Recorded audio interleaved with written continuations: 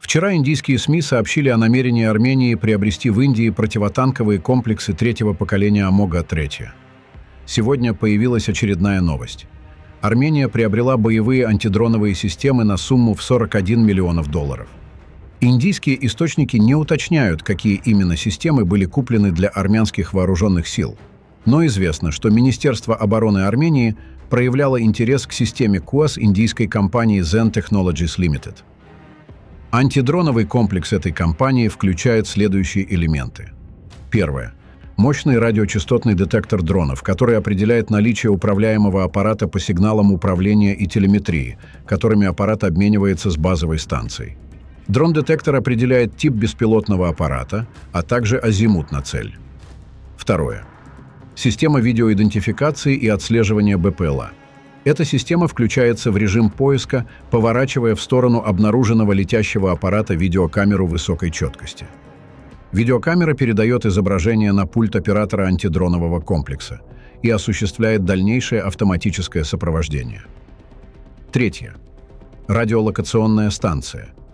Интересным элементом комплекса является радиолокационная станция, которая обнаруживает летящую цель в случае использования противником автономных БПЛА, работающих без связи с оператором, и передает ее для сопровождения системе видеоидентификации и отслеживания. Четвертое.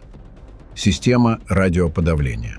Это важнейший элемент антидроновой системы индийского производства. Алгоритм работы этой системы заключается в определении частоты сигнала связи «дрон-оператор» и генерации мощной помехи на выявленной частоте. Оборудование подавления также полностью блокирует систему глобального позиционирования дрона и других воздушных целей, делая невозможным ориентирование на местности с помощью спутников. Система подавления работает в 3 режимах – автоматическом, настраиваемом, ручном. Пятое. Вся информация поступает в командный центр антидронового комплекса. Данные отображаются на пультах операторов системы подавления, предоставляя карту с отметками об угрозах и рекомендациями по их ликвидации. Антидроновая система, приобретенная Арменией, может быть сопряжена с автоматическими средствами уничтожения малоразмерных воздушных целей. Эти системы могут представлять собой автоматические и полуавтоматические артиллерийские или ракетные комплексы ближнего радиуса действия. Эти системы не входят в состав комплекса борьбы с дронами, но могут быть дополнительно интегрированы.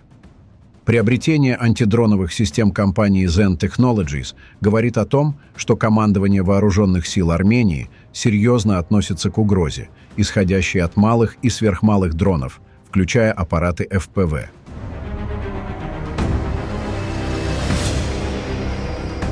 Влияние международной политики на Армению и Нагорный Карабах.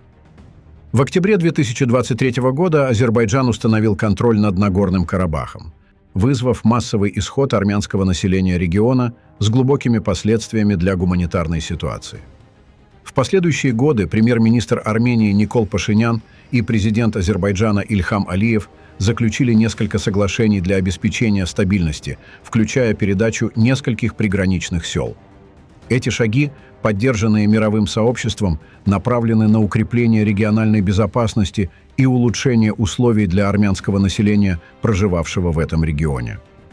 В сентябре этого года посол США в Армении Кристина Квин выразила поддержку армянскому народу и заверила, что США остаются привержены оказанию помощи тем, кто пострадал от конфликтов.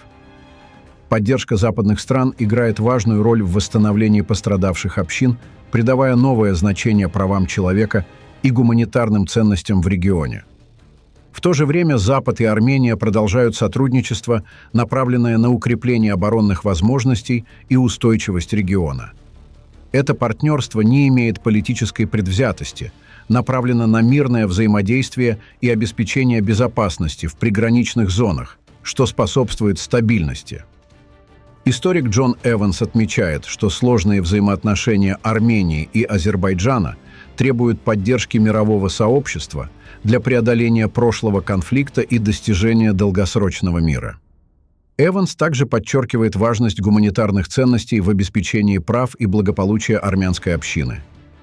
Израиль также играет активную роль, способствуя модернизации оборонных систем Азербайджана. Однако Армения активно развивает дипломатические отношения с западными странами для поддержки своих стратегических интересов и обеспечения стабильности на Южном Кавказе. На фоне геополитических изменений Россия сохраняет осторожную позицию в регионе. Однако Армения больше не является ключевым союзником России, что открывает дополнительные возможности для мирного сотрудничества и стабильности. Таким образом, международные партнерства Армении помогают укрепить ее положение и способствуют развитию экономики, интеграции с международным сообществом и созданию стабильных условий для долгосрочного мира на Южном Кавказе.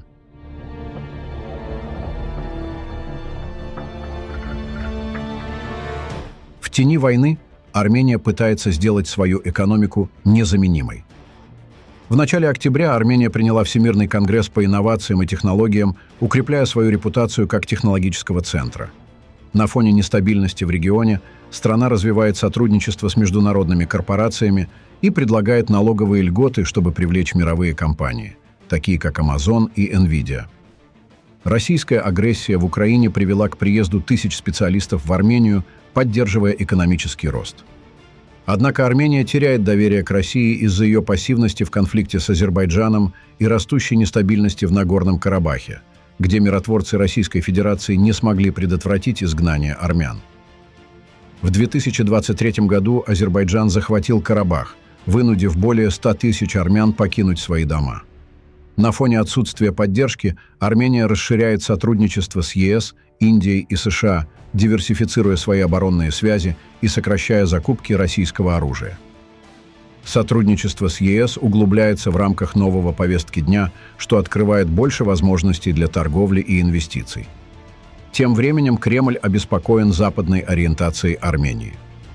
В то время как президент Хачатурян настаивает на отсутствии антироссийских действий, Армения сталкивается с критикой из России, в особенности после августовской встречи Путина и Алиева, где обсуждался Зангезурский коридор, который отрезает Армению от ее южной границы с Ираном. Иран выразил недовольство, заявив, что перекройка границ является для него красной линией.